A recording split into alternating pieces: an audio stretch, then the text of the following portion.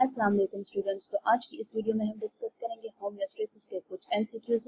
तो पहला एमसीक्यूज है कि the pressure responsible for ultrafiltration in glomerulus is mainly due to जो ग्लोमेरुलस में जो फिल्ट्रेशन का जो प्रेशर बनता है वो किस वजह से बनता है। ऑप्शन ए है कि low diameter of afferent arterioles, B है कि high diameter of efferent arterioles, C है कि high diameter of afferent arterioles compared to the efferent arterioles. तो ये सही है क्योंकि जो एफरेंट आर्टरियोल्स होता है इसका डायमीटर डबल होता है इफरेंट आर्टरियोल्स के, जिसकी वजह से जो होता है प्रेशर बन जाता है ग्लोमेरुलस में। तो ये करेक्ट है।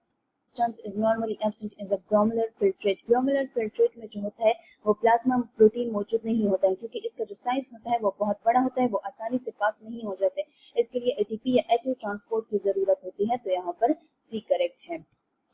MCQs नंबर 3 है कि the maximum amount of selective reabsorption occur into, बहुत ज्यादा reabsorption होती है, selective reabsorption वो होती है proximal convoluted tubules में। तो यहाँ पर जो ऑप्शन है वो है करेक्ट सी।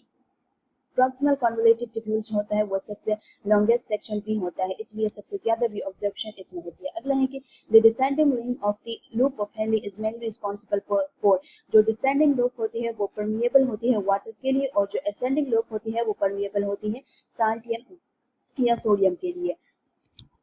MCQs नंबर 5 है कि the descending length of the loop of Henle when reabsorbed, तो जो descending loop होता है वो impermeable to the water होता है and permeable to the mineral salt होता है। तो करेक्ट ऑप्शन यहाँ पर सी है। MCQs नंबर 6 है कि hormone that increase water reabsorption in kidney aids, कि कौन सा हार्मोन जो होता है वो वाटर की रीअब्जॉर्प्शन रीटेकिंग करता है। तो वो एडीएच जो होता है वो सिक्रीट होता है और वाटर के जो होते हैं बॉडी में मेंटेन करता है कंसेंट्रेशन। तो यहाँ पर जो हार्मोन एडीएच वाटर की रीअब्जॉर्प्शन करता है, ऑप्शन नंबर बी यहाँ पर करेक्ट होगा।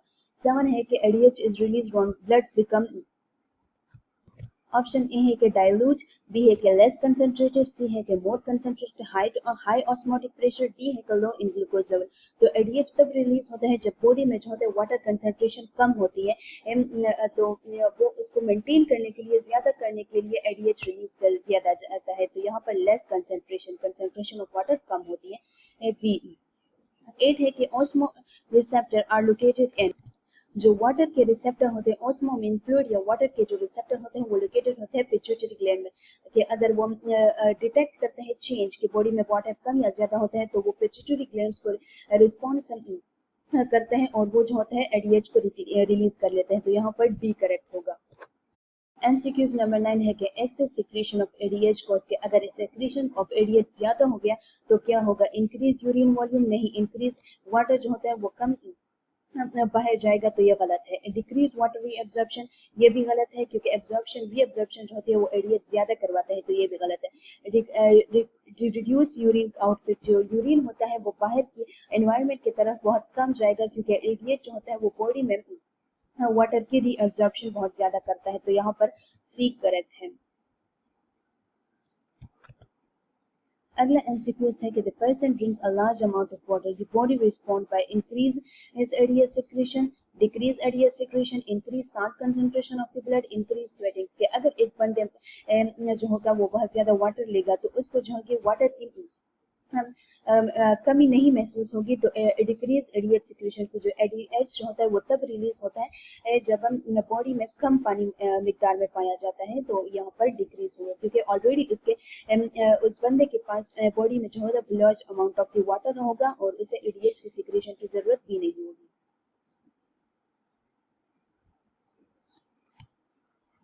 MCQs number 11 है कि the process by which useful substance return from the nephron to body is called, इसके वो सबसे प्रोसेस जिससे यूजफुल सब्सटेंस जो होता है रिटर्न हो जाते हैं ब्लड की तरफ, तो उसे हम क्या कहते हैं, सेलेक्टिव रीअब्जॉर्प्शन की, वो अब्जॉर्ब हो जाते हैं सेलेक्टिव मटेरियल्स। तो यहाँ पर सी करेक्ट है। अगला है कि which substance is actively secreted into the nephron, actively मतलब एक्टिव ट्रांसपोर्ट की मदद से। तो वो लार्ज मॉलिक्यूल्स होंगे, यहाँ पर आता है अमाइनो एसिड। लार्ज प्रोटीन जो होता है उसका साइज इंक्रीज होता है और उसके सिक्रीशन या रीअब्जॉर्प्शन के लिए एनर्जी की रिक्वायर्ड होती है। तो यहाँ पर अमाइनो एसिड करेक्ट होगा। 13 है कि kidney stone commonly consist of kidney stone जो होते हैं वो बनते हैं कैल्शियम ऑक्सलेट क्रिस्टल से।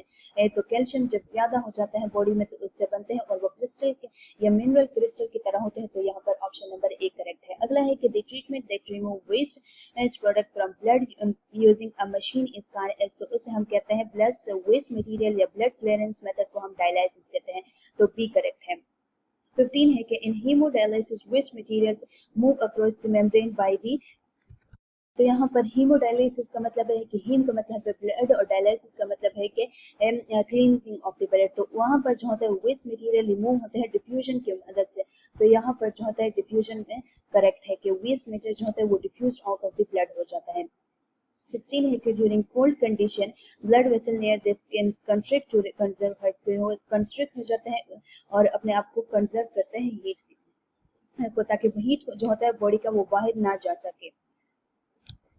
17 है कि ड्यूरिंग हॉट कंडीशन जब मतलब टेम्परेचर ज्यादा हो तो स्किन के जो ब्लड वेसल होते हैं वो कंस्ट्रिक्ट भी नहीं होते, वो कोल्ड कंडीशन में होते हैं, क्लोज कंप्लीटली भी नहीं, डायलेट हो जाता है। जो ब्लड वेसल होते हैं उसका साइज इंक्रीज हो जाता है ताकि जो हीट होती है वो बॉडी से बाहर निकल सके और जो बॉडी जो इंटरनल टेम्परेचर है वो कूल डाउन हो जाए। तो यहाँ पर जो करेक्ट ऑप्शन है वो है सी। 18 है कि शिवरिंग प्रोड्यूस हीट ग्रोथ, जो शिवरिंग होती है वो इंक्रीज मसल कंट्रैक्शन की, जो मसल कंट्रैक्ट करता है उसकी वजह से जो है वो हीट प्रोड्यूस हो जाती है, उसको हम शिवरिंग हीट प्रोडक्शन भी कहते हैं। तो ऑप्शन नंबर ए यहाँ पर करेक्ट है। MCQs नंबर 19 है कि the hypothalamus act as a body, जो हाइपोथैलेमस होता है वो टेम्परेचर रेगुलेशन सेंटर होता है जो कि टेम्परेचर को मेंटेन करता है। तो यहाँ पर बी करेक्ट है। 20 है कि the nitrogenous waste requiring the greatest amount of the water for excretion is, कि किस नाइट्रोजीनियस वेस्ट के लिए सबसे ज्यादा वाटर की जरूरत होती है ताकि उन्हें एक्सक्रीट किया जाए। तो यहाँ पर अमोनिया करेक्ट है जिसे बहुत ज्यादा वाटर की जरूरत होती है। 1 अमोनिया मॉलिक्यूल्स के लिए 1 ग्राम ऑफ अमोनिया जो होते हैं उसे 500 मिलीलीटर ऑफ वाटर रिक्वायर्ड है। और जो यूरिया है वो उसे least moderate amount of water required है और जो यूरिक एसिड है वो बहुत ज्यादा कम वाटर उसको जरूरत है। तो यहाँ पर जो है वो हाईएस्ट या ज्यादा मिकदार में पूछा गया है, तो यहाँ पर सी आएगा। MCQs नंबर 21 है कि the least toxic nitrogenous waste, इसके सबसे ज्यादा कम वो टॉक्सिक जो है वो कौन सा है। तो ऑप्शन ए यूरिया नहीं है, सबसे ज्यादा टॉक्सिक है। बी है सॉरी अमोनिया जो है वो सबसे ज्यादा है, फिर है यूरिया और लीस्ट जो होता है वो है यूरिक एसिड। तो यहाँ पर लीस्ट का पूछा है तो ऑप्शन नंबर सी करेक्ट है। यहाँ ये MCQs होते हैं वो कौन सा लीस्ट टॉक्सिक है और कौन सा बहुत ज्यादा टॉक्सिक है, ये बहुत ज्यादा रिपीट होते हैं इंडिकेट या MCQs में या कहीं और भी रिपीट हुए हैं। तो यहाँ पर आप लोगों ने याद रखना है ये बहुत ज्यादा आते हैं। अगला है कि decrease in blood water content stimulation, यह है कि अगर पानी जो होता है ब्लड में बहुत ज्यादा कम होगा तो क्या होगा।